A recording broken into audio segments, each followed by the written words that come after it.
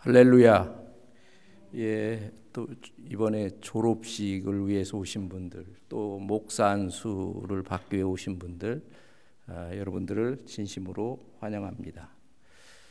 잠깐 기도하고 말씀 보겠습니다. 참 좋으신 아버지 하나님, 은혜를 감사합니다. 저희들 또 하루 일과를 시작하기 전에 저희들 또 이렇게 모여서 예배하게 하여 주심을 감사합니다. 오늘도 주신 말씀을 통하여 성령께서 저희들에게 은혜 주셔서 이 말씀을 통하여 저희의 삶에 또 지표가 되게 축복하여 주시옵소서. 이 모든 말씀 예수님 이름으로 기도하옵나이다. 아멘. 예, 오늘 저희가 볼 말씀은 시편 126편, 아주 간단합니다. 6절로 이루어졌습니다. 우리가 잘 알듯이 이 시편에는 장르로 이렇게 분류를 할 때 몇 가지 종류의 시편으로 나눌 수가 있습니다. 어떤 시편은 하나님께 감사를 드리는 감사시, 또 하나님을 마음껏 또 찬양하는 찬양시가 있는 반면에, 또 어떤 시는 인생을 살면서 고난에 직면했을 때 하나님을 향하여 탄식을 외치는 탄식시가 있습니다.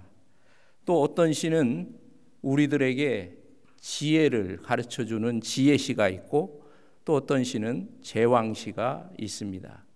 이렇게 대략 한 5가지 종류의 시를 구분할 수 있는데, 성경학자들은 오늘 본문은 크게 나누면 그 5부류 중에 탄식시에 해당이 됩니다. 우리가 특별히 시편을 읽다 보면 아주 이 탄식하는 내용들이 많이 나타나는데, 이 탄식시의 그 구조는 대부분 앞부분에는 주로 이 세상이 왜 인생을 살아가는데 왜 이 세상이 그렇게 공평하지가 않냐, 왜 하나님 뜻대로 잘 살려고 하는 사람들에게는 고난이 있고 오히려 악한 자들에게는 무언가 하는 일이 잘 형통하는 것처럼 보이는, 그래서 이런 탄식시에 자주 나타나는 게 어느 때까지입니까? 하나님께서 어느 때까지 우리가 이런 고통 속에서 지내야 합니까? 그런 탄식의 내용들이 대부분 앞에 나타나고 있습니다. 그러면서 그 다음에 나오는 것이, 그럴 때 하나님께 간절히 도움을 간구하는 그런 내용이 나옵니다. 그리고 마지막 부분에 가서는 내용이 완전히 반전이 되어서 맨 앞부분에서 탄식하였던 내용이 하나님을 향한 믿음과 신뢰의 고백으로 대부분 탄식시가 구성되어 있습니다. 그런데 오늘 저희가 읽은 이 126편은 일반적인 탄식시와는 약간 다른 구조를 가지고 있습니다. 오늘 시편에 보면 6절 중에 크게 나누면 1절에서 3절, 그리고 4절, 그리고 마지막 5, 6절, 이렇게 크게 3파트로 나누어져 있습니다. 저는 오늘 이 시편을 통해서 하나님께 간절히 간구하는 삶, 더 쉽게 하면 하나님께 기도하는 삶, 우리가 신앙생활을 하면서 기도가 얼마나 중요한지, 하나님께 간구하는 이 삶이 얼마나 중요한지, 그래서 오늘 이 본문 속에는 핵심 구절이 4절입니다. 그래서 이 본문을 우리가 자세히 읽다 보면 1절과 3절에서는 주로 어떤 내용을 다루고 있느냐면, 과거에 하나님께서 행하셨던 일, 더 구체적으로 오늘 말씀 속에는 구원이라는, 이스라엘 백성들을 바벨론 포로에서 귀환하는 그런 과거에 대한 해상을 다루고 있습니다. 그리고 4절에서는 우리에게 지금 당하고 있는 이 고난의 문제를 해결해 달라고 하나님께 간절히 간구하는 내용입니다. 그리고 마지막 5, 6절은 하나님께 간구한 그 내용을 하나님이 응답해 주실 것이라는 믿음에 대한 확신을 표현하고 있습니다. 이것을 우리가 말하는 시제로 이야기하면 1절과 3절은 과거에 대한 과거를 다루고 있습니다. past, 과거. 4절은 현재, present, 현재 우리가 당하고 있는 아픔. 그리고 5절과 6절은 미래에 대한, 미래 하나님께서 이루어 주실 것에 대한 확신을 다루고 있습니다. 여러분, 우리가 목회를 하든 공부를 하든 사업을 하든 인생을 살다 보면 자기가 생각한 것처럼 그렇게 모두가 순탄한 인생을 사는 인생은 별로 없습니다. 성경에도 많은 신앙의 위인들의 삶을 보면 그들 삶 속에서는 다 아픔이 있었고 고난이 있었고 장애물들이 있었습니다. 그래서 저는 이 시편을 읽으면서 왜 시편에 이렇게 많은 탄식시가 존재하는가? 그것은 우리 인생의 삶 속에 아픔과 어려움과 고통이라는 것은 누구에게나 있기 때문에 그런 시편들을 많이 다루고 있습니다. 우리가 특별히 이 시편은요, 다른 성경도 은혜가 되지만 이 시편을 읽을 때 우리가 더 감동이 되는 것은 다른 성경의 내용들은 주로 위에서 아래로 내려진, 다시 말하면 하나님께서 인간을 향한 메시지로 주로 이루어졌습니다. 그러나 이 시편은 오히려 인간이 하나님을 향해서 아래에서 위로 아래는, 예를 들면 찬양이라든가 지금 얘기하는 이런 탄식이라든가 감사라든가, 이것은 하나님이 우리를 향한 말씀이라기보다 우리 믿음의 이 믿는 우리들이 하나님을 향하여 아리는 이런 내용들로 이 시편의 150편이 이루어져 있기 때문에 우리가 시편을 읽을 때마다 우리에게 엄청난 감동을 주고 있습니다. 그러면 왜 오늘 이 시편 속에 우리 인생을 살아가는 데 있어서 현재 내가 당하고 있는 아픔, 어려움, 현재가 물론 중요해요. 우리 삶 속에서는 현재가. 그러나 현재만 가지고는 인생은 살 수가 없습니다. 그래서 먼저 이 시편은 시작하기를 하나님께서 과거에 이스라엘 백성들에게 행하셨던 일에 대한 회상을 다루고 있습니다. 보통 우리 인생들도 그러잖아요. 저도 나이는 많이는 이 세상을 살지 않았지만 지금 살아오면서 추억이라는 거, 그 옛날 젊은 시절에 대한 그 추억들을 다시 회상하는 거 얼마나 힘이 됩니까? 그래서 이스라엘 백성들이 현재의 어려움을 당했을 때 맨 먼저 하나님께서 우리를 위해서 그동안 하나님께서 나에게 직접적으로 베풀어 주셨던 은혜, 그때는 왜 하나님께서 나에게 그런 일을 주셨는지 잘 이해가 가지 않았지만 모두 지나와 놓고 생각하면 그것들이 다 하나님의 은혜였습니다.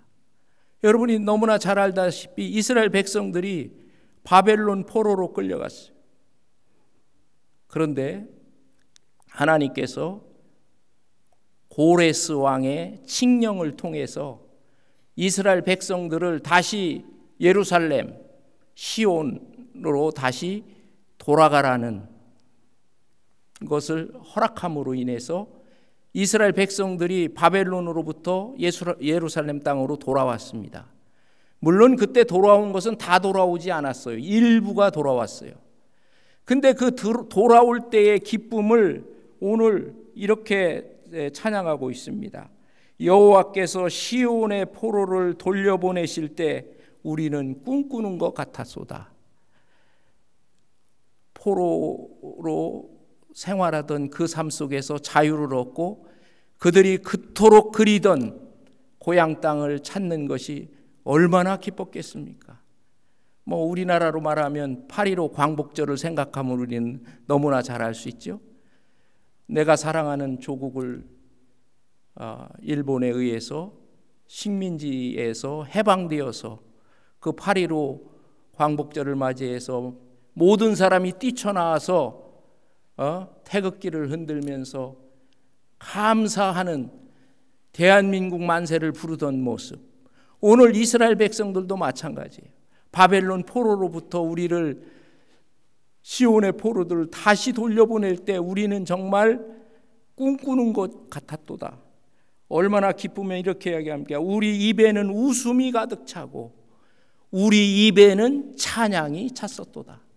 하나님의 그 놀라우신 은혜, 구원의 은혜를 찬양하는 그런 내용입니다. 여기 보면 이스라엘 백성들만 그것을 인정한 것이 아니에요.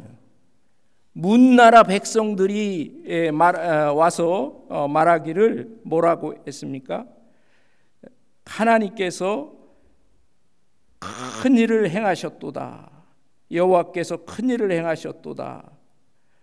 그래서 문나라 백성들이 다 와서 말하기를 여호와께서 그들을 위하여 큰 일을 행하셨도다. 다른 나라도 다 인정을 한 거예요. 하나님이 하나님의 역사에 의해서 이렇게 바벨론 포로들을 돌려보내셨다는 이 사실을 우리는 찬양하고 있습니다. 우리 삶 속에서도 어려움을 당할 때 좋은 희상을 하는 거예요. 하나님, 내가 그런 어려움 속에 있었을 때 나를 그 고난의 구렁텅이로부터 나를 끌어내 주셔서 오늘의 나가 있게 하신 그 하나님을 다시 기억하고 회상하는 것은 우리 믿음 생활에 있어서 굉장히 중요합니다. 그러면서 이제 4절에 가서 이렇게 말씀합니다. 여호와여, 여호와여, 주여. 우리 보통 기도 시작할 때 목사님들이 자주 그 얘기하죠. 우리 주여 삼창하고 한번 우리가 기도합시다. 주여. 오늘 여기서도 똑같아요. 여호와여, 주여. 이 말이 굉장히 중요해요. 우리가 기도하는 대상이 하나님을 향하여 기도하는 거예요. 여호와여. 여러분, 여호와라는 이름이 얼마나 귀해요. 우리가 이 여호와라는 이름만 불러도 우리들에게 은혜가 됩니다. 성경에는요, 그 하나님을 이야기할 때 우리가 신학적으로 하나님은 어떤 하나님이냐? 하나님은요, 보통은 어려운 말로 신학적으로는 그렇게 이야기하죠. 조직신학에서 하나님은 내재적인 하나님이면서 초월적인 하나님이다. 초월적인 하나님이면서 내재적인 하나님이다. 그 말이 하나님을 표현하는 너무나 정확한 말씀이에요. 하나님은 초월적인 하나님이에요. 하나님은 전지전능하신 하나님이에요. 하나님은 거룩하신 하나님이에요. 하나님은 없는 것에서 있는 것을 있게 하시는 하나님. 그런 초월적인 하나님. 우리가 초월적인 하나님이 아니라면 우리가 하나님을 믿고 하나님을 따를 필요가 있어요? 우리 그럴 필요가 없지. 그렇기 때문에 성경에서는 하나님을 이야기할 때 하나님은 만복의 근원이 되는 하나님, 무소부재하신 하나님, 전능하신 하나님. 그러면서 또 하나님은 어떤 하나님이냐? 내재적인 하나님. 나와 함께하는, 나에게 내 고통을 먼 데서 그냥 지켜만 보고 계시는 하나님이 아니라 내 삶 속에 직접 찾아오셔서 나를 돕고 나를 지켜주시고 나의 필요를 채워주시고 나를 인도하시는, 나와 정말 가까운 곳에 계시는 하나님.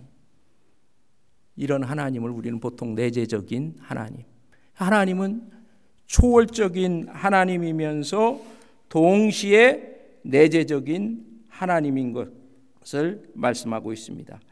여러분 예레미야서 23장 23절에 보면은요, 지금 내재적인 하나님과 초월적인 하나님을 딱 한 절로 이렇게 말씀하고 있어요. 예레미야서 23장 22절에 이렇게 말씀합니다. 나 여호와가 말하노라, 나는 가까운 데 하나님이요 먼 데 하나님은 아니냐? 나는 가까운 데 하나님이요 먼 데 하나님은 아니냐? 아니냐라고, 이건 부가 의문문이에요.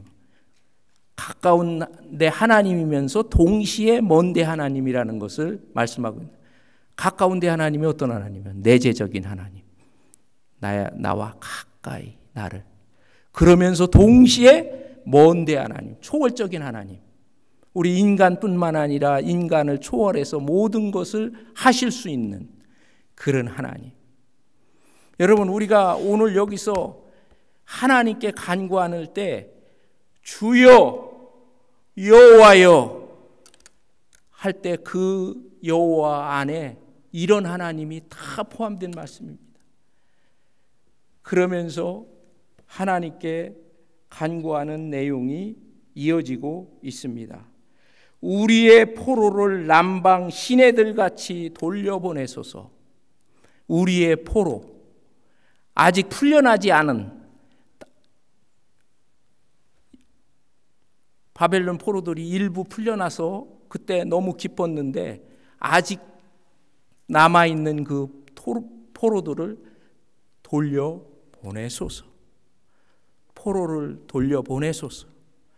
우리가 성경을요 해석하다 보면 그 히브리어 원어를 우리말로 번역하다 보면 이제 우리말로는 여기에 보면 1절에도 시온의 포로를 돌려보내다라고 해석도 되지만 또 해석을 그 원어를 분석해 보면 그런 의미도 있지만 우리들의 운명을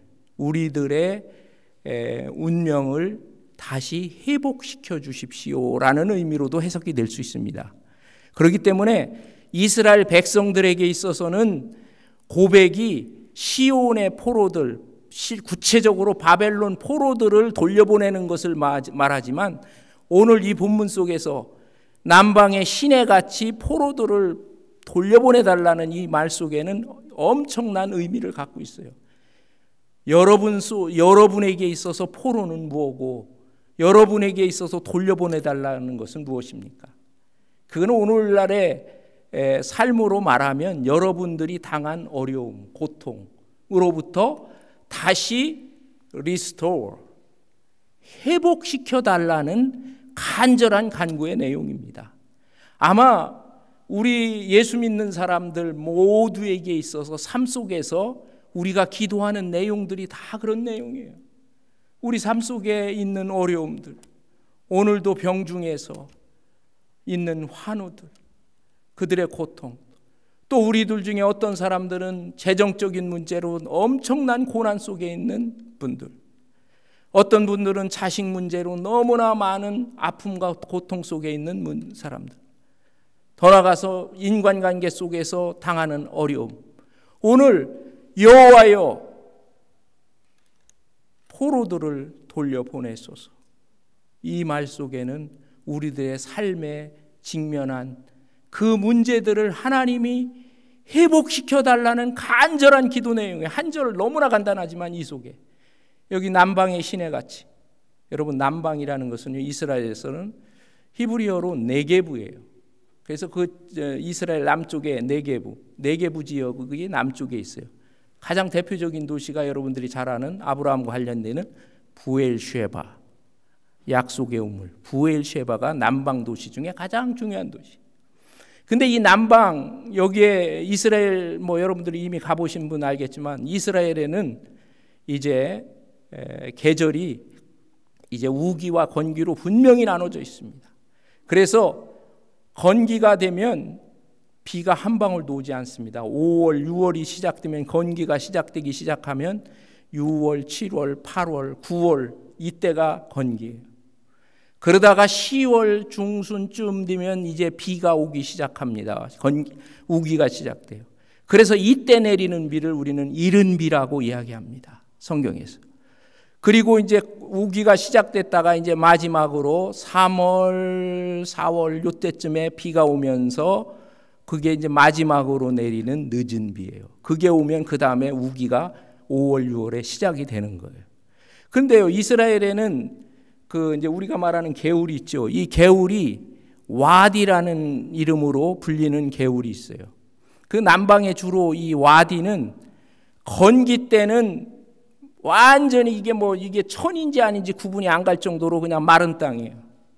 그러나 우기가 되면 그 언제 여기가 마른 땅이었냐는 듯이 물이 넘쳐 흘러요. 그걸 우리가 보통 와디라고 해요. 그래서 와디가 되면 그냥 그 메마랐던 대지에 물이 넘쳐 흐르는 거예요. 오늘 남방의 신의 가치라는 건 남방의 그 와디에 우기가 돼서 물이 흘러서 넘치는 것처럼 우리 인생 속에 있는 많은 문제들이 하나님께서 해결해 달라는 간절한 기도의 내용이 바로 오늘 본문 속에서 말하는 여호와여 우리의 포로를 남방의 시내같이 돌려 보내소서, 이렇게 말씀하고 있습니다. 여러분, 우리가 할 수 있는 것은, 우리 힘으로 할 수 있는 것은 제한되어 있습니다. 물론 우리 인생이 해야 할 일도 있지만, 당연히 해야 되지만, 그러나 궁극적으로는 하나님이 해 주셔야 되는 거예요. 그래서 하나님께 간구하는 삶, 이것이 바로 우리 인생의 가장 행복한 삶의 비결이라는 거예요. 그래서 시편 속에서는 어떤 사람이 정말 행복한 사람이냐는 것을 여러 측면으로 이야기하는데, 오늘은 저는 그 중에 한 가지, 정말 하나님께 정말 간구하는 삶이 얼마나 귀한 삶인지, 그거를 오늘 이 말씀 속에서 강조하고 있습니다. 그러면 이렇게 기도했으면 그 다음에는 뭐를 해야 됩니까? 그 다음은 우리는 하나님이 내가 간구한 기도를 하나님이 들어 응답해 주실 것이라는 믿음에 대한 확신이 필요해요. 그래서 오늘 5절, 6절에서는 미래, 앞으로 이루어지지 않았지만 미래에 이루어질 일에 대한 확신을 말씀하고 있습니다. 눈물을 흘리며 씨를 뿌리는 자는 기쁨으로 거두리로다. 반복하고 있어요. 6절에 울며 씨를 뿌리러 나가는 자는 반드시 기쁨으로 그 곡식단을 가지고 돌아오리로다. 여러분, 우리가 시편 또는 그 성경 본문 중에 그 보통 우리가 포출이라고 그래서 시는 시 속에 가장 많이 나타나는 그 문학적인 기교는 여기 보면 평행법으로 이루어져 있어요. 비슷한 내용이 5절, 6절에 반복하고 있어요. 근데 이 똑같은 내용이 반복된다고 생각하면 안 됩니다. 성경을 읽을 때 5절에서는 좀 더 일반적인 내용으로 되어 있고 6절은 좀 더 구체적인 내용으로 되어 있어요. 5절에서는 좀 추상적인 내용이라면 6절에서는 좀 더 구체적이에요. 한번 살펴봅시다. 눈물을 흘리며 씨를 뿌리는 자. 6절에서는 울며 씨를 뿌리러 나가는 자. 눈물을 그냥 흘려요. 그런데 6절에서는 울며, 우리가 눈물을 뿌린다고 해서 그게 다 우는 건 아니에요. 좀 더 구체적으로 이야기하고 있지 않습니까? 울며 씨를 뿌리는 자, 뿌리러 아예 나가는 자, 행동까지 말씀하고 있어요. 더 구체적으로 이야기하고 있고요. 그리고 기쁨으로 거두리로다 5절에, 6절에서는 반드시 기쁨으로 그 곡식단을 가지고 돌아오리라. 얼마나 구체적인 내용입니까? 그러면서 이 속에 굉장히 중요한 의미를 갖고 있어요. 6절에 보면 씨를 뿌리러 나가는 자라고 돼 있죠. 이 나가는 자라는 말이 원어로는 이게 이제 부정사 절대형과 미완료형을 똑같은 동사를 두 번 사용하고 있어요. 그래서 이걸 우리말로 그냥 번역하면 나가면서 나간다. 나가면서 나간다. 요거는 오늘날 우리가 쉽게 하는 의미는 똑같은 동작을 계속적으로 하거나 반복적인 동작을 나타내고 있어요. 다시 말하면 씨를 한 번만 딱 뿌리는 게 아니라 계속 뿌리는 것을 말하는 거예요. 아까 방금 전에 말한 4절에 포로들을 남방의 시내같이 돌려보내소서 우리가 기도했지요? 그 간구한 내용들을 계속 간구하는 거예요. 여기서 씨를 뿌린다는 건 하나님께 간구하는 내용을 반복해서 오늘 기도했으면 기도 제목 한 번 했으면 그건 끝이다. 하나님은 다 알아서 해주겠지. 반복적으로 하라는 얘기예요. 그래서 씨를 뿌리며 울며 씨를 뿌리러 나가는 자. 그냥 나가는 게 아니라 오늘도 나가고 내일도 나가고 계속 반복적이네. 그리고 기쁨으로 거두리로다 5절에서 그랬는데 6절에서는 뭐 어떻게 되어 있느냐. 반드시, 이 반드시라는 말이 왜 들어갔을까요? 이것도 똑같아요. 아까 그 말하고 똑같아요. 부정사 절대형과 미완료형을 써서 확신을 이야기하는 거예요. 반드시 오면서 또 온다. 가지고 오면서 또 온다. 그 반복적인, 그러니까 믿음에 대한 확신을 이야기하는 거예요. 그래서 우리가 기도할 때는 한번 간구하는 것으로 끝나지 말고 하나님께서 들어주실 것이라는 믿음에 대한 확신, 믿음 있는 기도가 정말 필요하다. 오늘 이 시편 기자는 너무나 은유적으로 이 씨를 뿌리는 비유를 가지고 기도에 대한, 응답에 대한 확신을 이렇게 묘사하고 있습니다. 여러분, 우리가 인생을 살면서 기도할 내용이 얼마나 많습니까? 하나님께 정말 간구하는 내 현재 속에서 4절에 말한 것처럼 여호와여 내 문제 하나님이 해결해 주십시오. 그러면서 하나님께서 내 과거에 나에게 이렇게 응답해 주셨지. 회상하는 거예요. 하나님 참 나의 인생 속에 그냥 나에게 주신 그 은혜가 너무나 감사하다. 그러면서 마지막 기도 속에 하나님께 간절히 믿음에 대한 확신, 이것이 우리 신앙인들에게 있어서 꼭 필요한 삶이라고 생각합니다. 여러분, 이 짧은 시편 126편이지만 이 속에 우리 인생을 살아가는 데 있어서 하나님께 간구하는 삶이 얼마나 필요하고 얼마나 지속적으로 또 믿음의, 성경에는 너무나 자주 얘기해요. 기도하고 아주 받은 줄로 여기라고 말씀하셨어요. 이런 믿음에 대한 확신을 가지고 사는 여러분의 삶이 될 때 여러분의 사역과 여러분의 인생 속에 더 큰 기쁨과 보람이 있으리라고 저는 믿습니다. 기도하겠습니다. 참 좋으신 아버지 하나님 감사합니다. 저희들 인생을 살다 보면 때로 어려움과 고통과 아픔 속에 있을 때가 많습니다. 오늘 시편 기자가 고백한 것처럼 그럴 때 좌절하고 절망하고 그것에 멈춰 있지 않게 하시고 오늘 시편 기자처럼 여호와여 내게 남방의 시내같이 포로를 돌려보내달라는 그 간절한 기도가 저희들의 삶의 기도가 되게 하시고 한번 기도하고 멈추는 것이 아니라 쉬지 말고 기도하는 그런 놀라운 저희들 모두 되게 인도하여 주시옵소서. 우리 목사 안수 받는 분들 또 졸업식에 참여한 모든 우리 학생들 위해 하나님의 복이 그들의 인생과 그들의 사역 위에 함께하여 주실 줄 믿고 이 모든 말씀 예수님 이름으로 기도하옵나이다. 아멘.